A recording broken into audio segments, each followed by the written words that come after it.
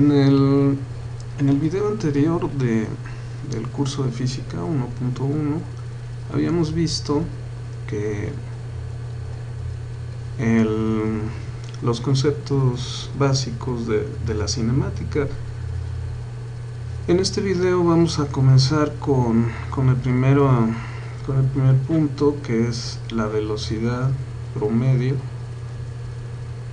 de un cuerpo, de una partícula, como ya habíamos dicho que íbamos a tratar.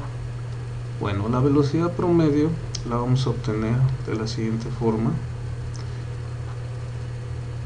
Ponemos como ejemplo el plano cartesiano y el movimiento de un cuerpo con velocidad constante. En este caso, bueno, la velocidad promedio lo vamos a sacar desde en un intervalo, en este caso al tiempo 1, al tiempo 2, en la posición 1, en la posición 2. Entonces la velocidad promedio va a estar dada con un segmento arriba de la v, y va a estar dada como x2 menos x1 sobre t2 menos t1. A estas diferencias arriba y abajo, en el numerador y el denominador, los vamos a llamar delta x y delta t, donde esta letra griega mayúscula es la delta. Este va a ser el intervalo de la distancia y este va a ser el intervalo de tiempo. Entonces la razón entre ellos va a ser la velocidad promedio. La velocidad promedio debemos tener en cuenta que no le interesa cómo sea el movimiento de nuestra partícula o de nuestro objeto entre los dos puntos iniciales. Simplemente trabaja la diferencia entre esos dos puntos y nos va a dar una cantidad que corresponde a la magnitud de la velocidad en ese intervalo. Por eso se llama velocidad promedio. Vamos a ver un pequeño ejemplo. Digamos que alguien va caminando y recorre, lleva una primera distancia de 2 kilómetros. Va caminando, recorre 2 kilómetros, hasta que digamos que un amigo lo encuentra y lo recoge, y recorren otros 15 kilómetros. Supongamos que esta persona en los 2 kilómetros tardó 25 minutos, y que ya cuando va con su amigo en el carro recorren 15 kilómetros en 20 minutos. Bueno, entonces nos preguntan cuál es la velocidad promedio. Bien, entonces para resolver este pequeño ejemplo, solución, vamos a ver, debemos obtener el intervalo de la distancia. Entonces el intervalo de la distancia pues serían 2 kilómetros más 15 kilómetros igual a 17 kilómetros. Ahora debemos obtener el intervalo de tiempo.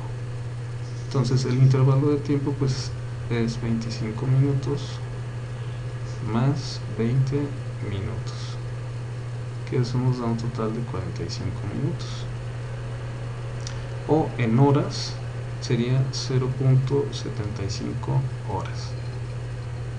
Bien, entonces ahora simplemente para obtener la velocidad promedio vamos a dividir, que sería el segmento en x, 17 kilómetros, sobre 0.75 horas, y eso va a ser igual a 22.66 kilómetros por hora. Entonces esta va a ser la velocidad promedio. Si se fijan, en este caso la velocidad promedio es obvio que en los 2 kilómetros iniciales no llevaba una velocidad tal, ni tampoco en los otros 15 kilómetros. Por lo tanto, la velocidad promedio no nos va a decir cómo va la velocidad en las distintas partes del recorrido. Bueno, para poder conocer la velocidad en cada punto del recorrido de un objeto, de un cuerpo, vamos a tener que usar la velocidad instantánea. Entonces, para eso vamos a limpiar la pantalla. Vamos a ver la velocidad instantánea como segundo punto. Velocidad instantánea.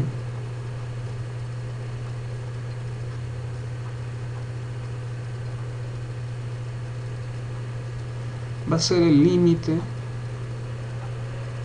cuando delta t tiende a 0 de la relación que teníamos delta x entre delta t. Entonces, esto sería nuestra velocidad instantánea, que ya no le vamos a poner el segmento de línea arriba. Generalmente esto se traduce como la derivada de la función de la posición respecto de el tiempo. Bueno, esto sería algebraicamente. Ahora, bueno, lo señalamos aquí. Algebraicamente tendríamos la deducción teórica de la velocidad instantánea. Geométricamente vamos a tener, por ejemplo, el plano cartesiano otra vez. Tendríamos que el movimiento, digamos, de un objeto que sea de esta forma. Entonces vamos a por ejemplo, para trazar la velocidad instantánea, supongamos en este punto que señalamos aquí, vamos a necesitar,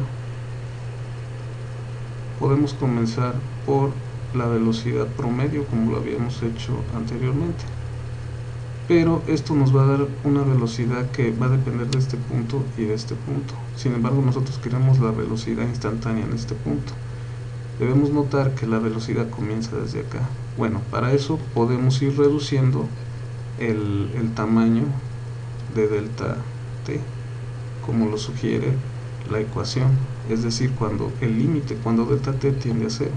Entonces, lo podemos ir reduciendo, digamos que lo ponemos hasta este punto. Entonces aquí delta t ya es más pequeño, sería de este tamaño. Podemos reducirlo más. Entonces delta t se va aproximando a 0. Lo podemos seguir reduciendo, y esta tangente que tenemos aquí, que va a ser la secante que corta a esta curva, se va a convertir en el límite cuando delta t tiende a 0 en la tangente a la curva en este punto, y esta va a ser la velocidad instantánea. Entonces vamos a señalar aquí que esta tangente va a ser la velocidad instantánea igual a la derivada de la función de la posición respecto del tiempo. Bueno, vamos a poner un ejemplo por aquí. Ejemplo, digamos que tenemos una función que nos da la posición de una partícula y que tiene esta forma, por ejemplo 3x más 2. Esta es la forma de una recta, como lo habíamos visto en el video anterior. Entonces, al aplicar la derivada para obtener la velocidad instantánea, derivada respecto de la función de posición, o sea esta, vamos a escribirla completa, sería igual a la derivada, sustituimos la función en lugar de x de t y aplicamos las reglas de derivación. Entonces nos va a quedar simplemente 3. Entonces la velocidad es igual a 3. Podemos decir kilómetros por hora, metros sobre segundo, porque las unidades aquí no están especificadas. Sin embargo, tiene que ser así. Bueno, entonces esta sería la velocidad instantánea. Bien, entonces debemos de poner ejemplos de otros de los movimientos, de los 3 tipos de movimientos que vimos en el video anterior. Por ejemplo, vamos a limpiar esta pantalla. Por ejemplo, vamos a ver el movimiento 0 o 0 movimiento, que era cuando teníamos una gráfica donde el movimiento siempre tenía un valor constante. Por ejemplo, B, con cada minuto, segundo, es tiempo determinado que nosotros querramos poner, y vamos a encontrar que la posición de nuestro objeto siempre iba a ser la misma, a una distancia B. Bien, entonces la distancia instantánea, la velocidad instantánea en este caso, digamos que nuestra función de posición es simplemente igual a B. O sea, para cada momento vamos a tener que nuestra posición va a ser igual a B. Entonces, si derivamos para encontrar la velocidad instantánea respecto al tiempo, recordamos que la derivada de una constante siempre es igual a 0.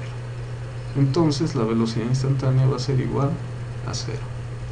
Bueno, vamos a ver un segundo punto, que era la velocidad constante. Cuando un cuerpo se está moviendo con velocidad constante, lo abrevio aquí, velocidad constante, podemos trazar nuevamente una gráfica. Recuerden que en este caso poníamos una recta inclinada que nos iba a decir que la velocidad era positiva, tenía una pendiente positiva. Digamos otra vez que empieza en un punto B, y esto señala la ecuación, la recta, que va a estar representada por una ecuación, digamos, de la forma x de t igual a t más b. Entonces, para conseguir la velocidad instantánea simplemente vamos a derivar otra vez, como en el caso anterior. Aplicamos las reglas de derivación y vamos a encontrar que la velocidad instantánea es simplemente igual a, porque la derivada de una constante es 0, la derivada de la t, como es t a la 1, pues va a ser 1, entonces nos queda a, que va a ser la pendiente que ya habíamos obtenido en el otro video. Entonces la velocidad instantánea para un cuerpo que se mueve con velocidad constante es simplemente a, que va a resultar ser la pendiente que hay de aquí a aquí en caso de que nosotros la calculemos. Y por último vamos a ver el ejemplo del movimiento acelerado. Aquí lo abrevio, movimiento acelerado. Trazamos otra vez una gráfica. Supongamos que tenemos algo como esto, una curva. Entonces esta curva puede estar dada por una función de la forma x de t igual a t cuadrado más bt más c. Bien, entonces al aplicar la derivada para encontrar la velocidad instantánea, vamos a tener que esto es simplemente 2at más b, que nos recuerda que esto es una recta, tiene la forma de una recta, por lo tanto coincide con lo que ya habíamos dicho, que en cada punto vamos a tener una constante, una tangente a cada punto, y esta tangente va a ser la velocidad con la que va cambiando el movimiento del cuerpo en cada uno de los puntos, como tenemos aquí. Bueno, entonces debemos de recordar que la velocidad promedio siempre nos va a dar una velocidad que va a depender del primer punto y del último punto, pero no nos va a decir nada de los puntos intermedios. Si nosotros queremos conocer eso, necesitamos la velocidad instantánea. como ya lo hemos visto aquí. Entonces, en un movimiento cerrado vamos a tener que la velocidad promedio siempre va a ser cero. Es decir, en un movimiento donde la partícula regrese, digamos que nos estamos moviendo en una elipse, por ejemplo, que parte de aquí, al regresar, después de hacer todo el recorrido, la velocidad promedio va a ser igual a cero, cuando es un movimiento que regresa al punto de retorno. Bueno, aquí terminamos